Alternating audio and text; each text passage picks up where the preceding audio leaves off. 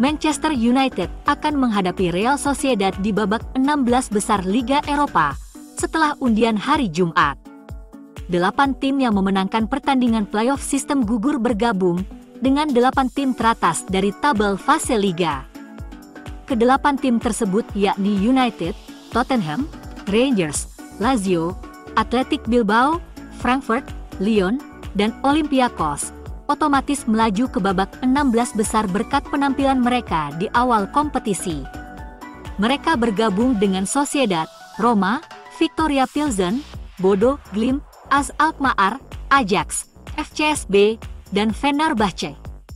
Dari Bagan, jika sukses melewati Sociedad, United akan menghadapi Lyon atau FCSB di perempat final. FCSB mereka kalahkan bulan lalu. Tottenham akan berhadapan dengan klub Belanda AS Alkmaar yang berada di posisi kelima dalam tabel Eredivisie. Sementara Rangers akan menjamu klub Turki Fenerbahce yang dikelola oleh mantan bos United, Jose Mourinho. Kedepannya, Setan Merah dapat bertemu dengan Rangers, Fenerbahce, Roma atau Athletic Bilbao di babak semifinal. Di sisi bagan lain, Tottenham akan menghadapi Frankfurt atau Ajax jika sukses mengatasi Alkmaar. Lawan terberat mereka kemungkinan Lazio di semifinal. Untuk melengkapi undian, Frankfurt akan melawan Ajax, Lyon akan menghadapi FCSB, dan Olympiakos akan melawan Bodo Glimt. 2 tim yang absen adalah Porto dan Galatasaray, karena Porto mengalami kekalahan agregat 4-3 dari Roma pada Kamis malam, sementara Galatasaray tersingkir dari kompetisi tahun ini setelah kalah 6-3 dari AS di kedua pertandingan playoff.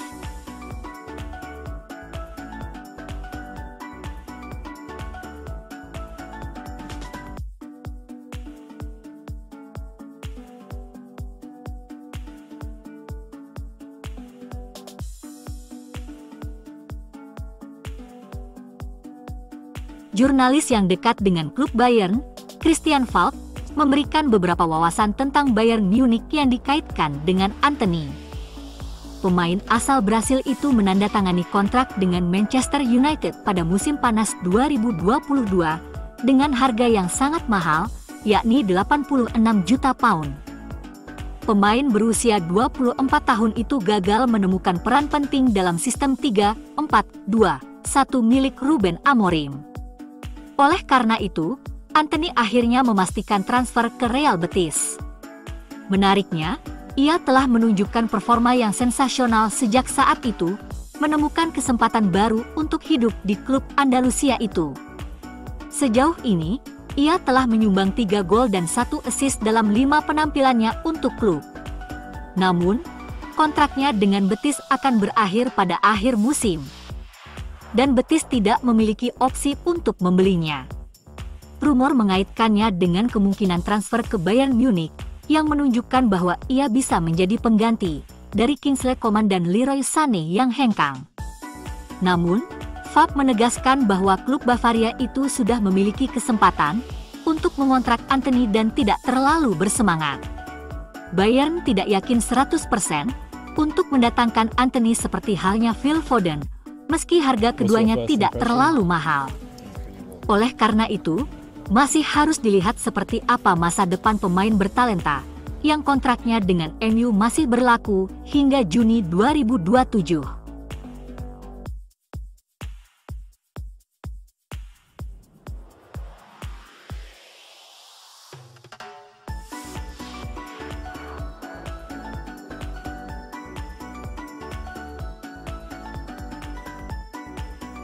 Christian Eriksen telah dianugerahi penghargaan khusus oleh Liga Primer sebagai pengakuan atas 300 penampilan yang telah ia buat dalam kompetisi tersebut.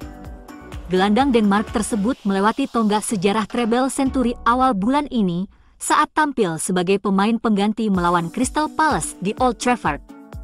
Ia membuat 226 penampilan Liga untuk Tottenham antara tahun 2013 dan 2020, dan menambahkan 11 penampilan lainnya selama periode singkat di Brentford saat kembali ke Liga pada tahun 2022.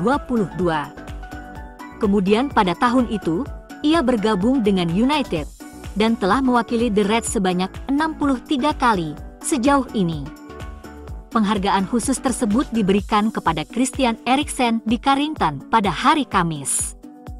Eriksen adalah pencetak gol terbanyak Denmark dalam sejarah Liga Primer dengan 54 gol, dan ia juga berada di urutan ke-12 dalam daftar assist sepanjang masa, hanya 3 gol di belakang David Beckham.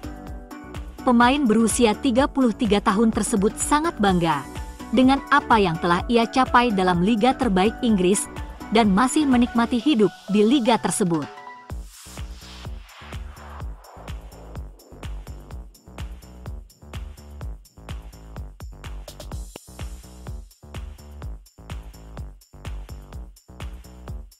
Manchester United akan bertandang ke Merseyside untuk menghadapi Everton yang sedang bersemangat dalam pertandingan pembuka pekan ke-26 Liga Primer. Tim tuan rumah memulai pertandingan sebagai favorit para bandar taruhan yang tidak terpikirkan pada awal musim. Dengan tim asuhan Ruben Amorim sedang dilanda krisis cedera dan performa yang buruk dibandingkan dengan The Toffees, Everton telah bangkit dengan baik sejak kembalinya mantan manajer United, David Moyes. Selain itu, pertandingan besok akan menjadi kunjungan terakhir United ke Goodison Park. Everton akan pindah ke kandang baru mereka di Bramley-Moore Dock yang megah. Oleh karena itu, laga ini dipastikan sangat bersejarah. Everton kemungkinan akan memulai dengan cepat dan United harus berdiri kokoh di awal pertandingan, sesuatu yang telah mereka perjuangkan sepanjang musim. Tim Amorim akan berharap untuk mengambil kendali permainan secepat mungkin dan menjauhkan bola dari tuan rumah yang akan sangat ingin mendaratkan gol pertama di sore hari. Namun, Everton juga kehilangan sejumlah pemain, dan jika United bermain sesuai kemampuan mereka, setan merah akan berada di area berbahaya selama 90 menit. Kemudian akan tergantung pada seberapa kejam MU. Pertandingan terakhir United melawan Tottenham agak menyimpulkan, para pemain depan Amorim saat ini sangat mengecewakan. Everton sangat lemah di posisi bek sayap, sehingga bek sayap United harus sesering mungkin menekan tim tuan rumah dan menghindari terjebak dalam formasi 5 bek mereka sendiri, yang telah terlalu sering terjadi dalam beberapa minggu terakhir. Jika United dapat menciptakan kelebihan beban di area sayap dengan permainan yang cerdik, peluang akan mengalir untuk Rasmus Højlund atau Joshua Zirkzee. 1 atau 2 gol di Goodison dapat memulai performa terbaiknya untuk sisa musim ini yang akan menjadi dorongan besar bagi Amorim. Secara defensif, United harus menghindari memberikan bola mati yang ceroboh. Ketidakmampuan untuk bertahan dari bola mati telah terbukti mengkhawatirkan sepanjang musim, dan Everton adalah salah satu yang terbaik dalam memanfaatkan situasi seperti itu. Bahkan Jordan Pickford akan diinstruksikan untuk meluncurkan bola ke kotak penalti United dari mana saja yang dekat dengan garis tengah, sehingga United harus siap untuk pertarungan di udara. Harapkan Noussair Mazraoui, Harry Maguire, dan Matthijs de Ligt untuk bermain di 3 bek, mengingat tinggi badan dan pengalaman mereka dengan Andre Onana juga diharapkan akan menjalani sore yang sibuk. United sangat ingin meraih poin karena alasan yang jelas, tetapi alasan yang paling utama adalah untuk meredakan tekanan pada Amorim yang menghadapi tanda tanya, bahkan di tahap awal masa jabatannya mengingat penampilan terakhirnya. Kemenangan akan membuat United melampaui tuan rumah, dan mereka bisa berada di posisi puncak ke-12 menjelang akhir rangkaian pertandingan. Namun, kekalahan bisa membuat United turun ke posisi ke-16 dan tidak akan meredakan pembicaraan tentang degradasi atau posisi Amorim di klub.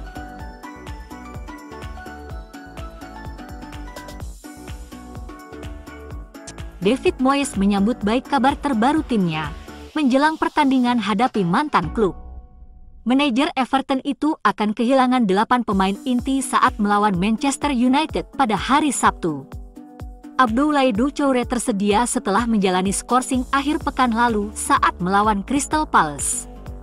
Namun, Seamus Coleman, Nathan Patterson, Orel Mangala, Dwi McNeil, Youssef Chermiti, Iliman Ndiaye, Armando Broja, dan Dominic Calvert-Lewin masih harus menepi. Jordan Pickford menjadi pilihan utama di antara tiang gawang, dengan Everton berbaris dalam formasi 4-4-1-1 di depannya.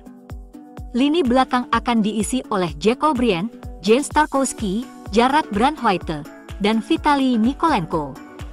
Untuk lini tengah, James Garner dan Idrissa Gueye menjadi jangkar, dengan Jesper Lindstrom dan Jack Harrison sebagai dua penyerang sayap. Terakhir, Beto akan memimpin lini depan Everton, dengan Carlos Alcaraz kembali memainkan peran nomor 10. Ruben Amorim mungkin akan tampil tanpa 11 pemain inti pada hari Sabtu. Leny Yoro, Manuel Ugarte, dan Christian Eriksen berharap dapat kembali beraksi akhir pekan ini.